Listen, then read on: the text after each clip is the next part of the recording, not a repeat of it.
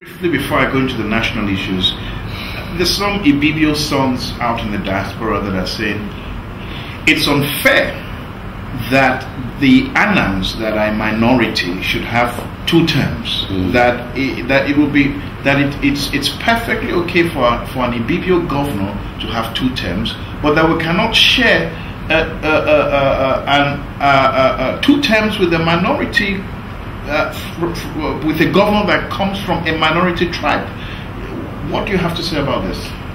First of all, I have found myself well above that level of sentiment several years back. But at the same time, I know that whenever self-interest combines with the guts of myopia, it usually creates a blurry vision to the victim. I will not be surprised that that is exactly what those who advance that school of thought are suffering from. I will never be a party to anything that is unjust. I believe in justice. I believe in equity. What I will not want somebody to do unto me, I certainly will not do it unto any other person, no matter the condition and circumstance. So I do not believe that it is a good principle that we should advance in the 21st century. What we should be thinking about is level of performance. What we should talk about is what is best for our state.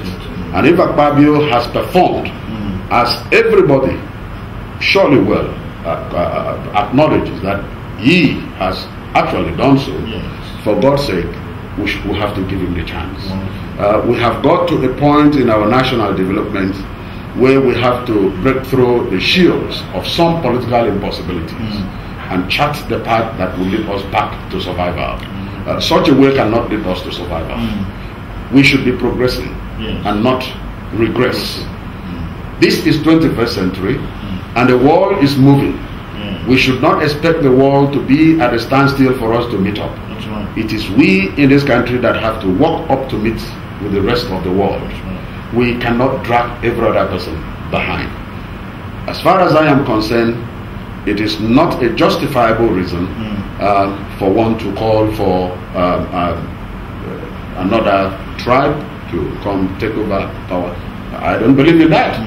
So I simply believe that if somebody has performed, we should give him the opportunity to continue to deliver. I have just made an example.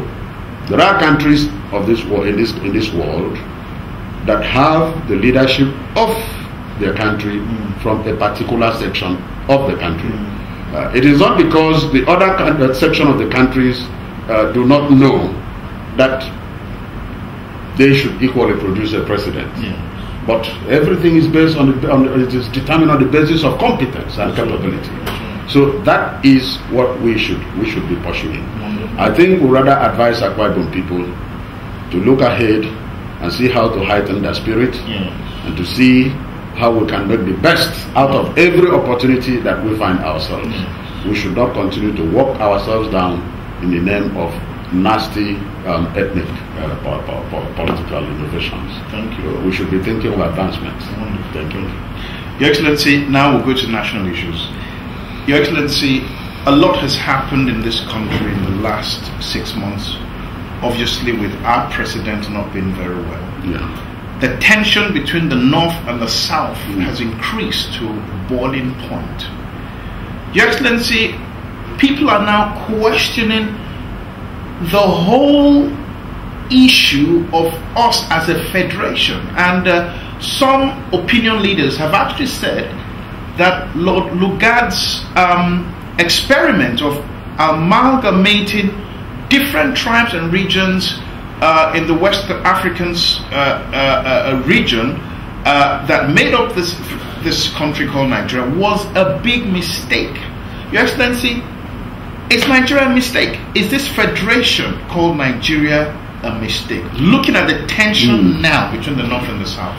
Quite sincerely speaking, I do not think that Lugard's experiment, the amalgamation of Nigeria, or the creation or the bringing into being a country called Nigeria, is a mistake that is as big as our inability to sit down as a nation and as citizens, articulate and find the need to remove the remaining structures of the colonial, left behind by the colonial transfer process. Yes. Nigeria as an entity can never be a mistake. I rather see Nigeria as one great advantage that humanity has. But we have not been able to come to terms with what we really need to do in order to stand out as a nation state. I get amazed each time I give a thought to that we have not been able to move at the pace we ought to have moved before this time. It's not Lugard's failure. It is certainly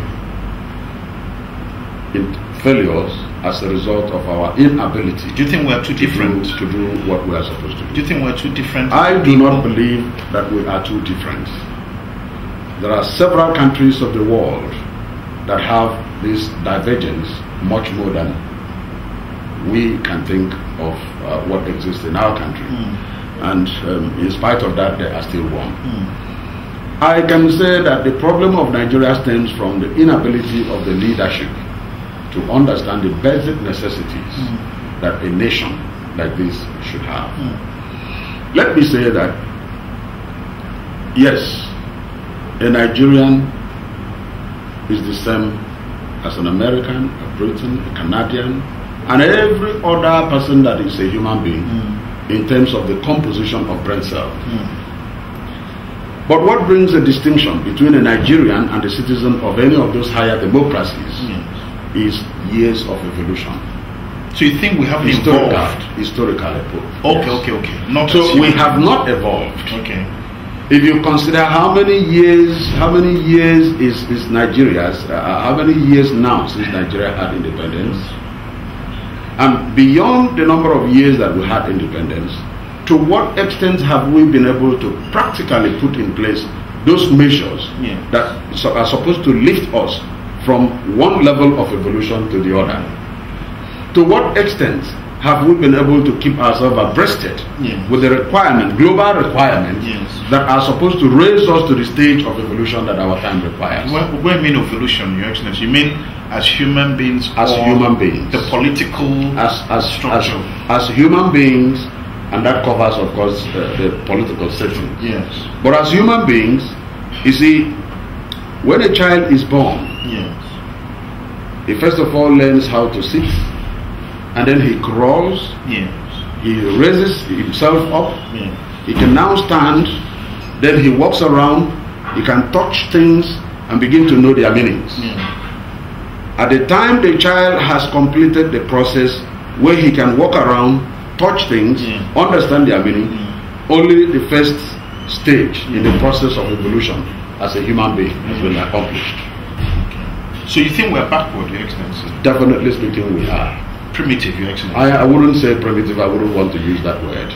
But I would want to say, compared to the advancement that the world has reached, we are absolutely backward.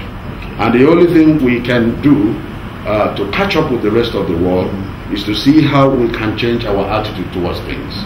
My understanding of it all is this: we naturally act out with our body what we first of all get conceived inwardly. And so if we must act out properly, then at the point of conception it has to be real. That's right. So, but if the mind is that point of conception, it means it is the entry point. And if the mind is not broadened, conditioned, and properly polished, then we'll continue to act out wrongly and continue to feel that what we are acting out is the proper thing. So essentially, Nigeria has become a community of people where almost everybody does the wrong thing and nobody gets sick. Nobody gets sick because that wrong thing that everybody does appears to everybody as though these wrong things are correct. What it means is that there is something in Nigerians which gives to them a false sense of justification. And it is the product of the mind. So the starting point is for the nation to discover and to realize that this is the critical element that has inhibited growth in different dimensions, in every sector, every aspect of our national life. And emphasis, therefore, should be concentrated on how to get the minds of an average Nigerian polished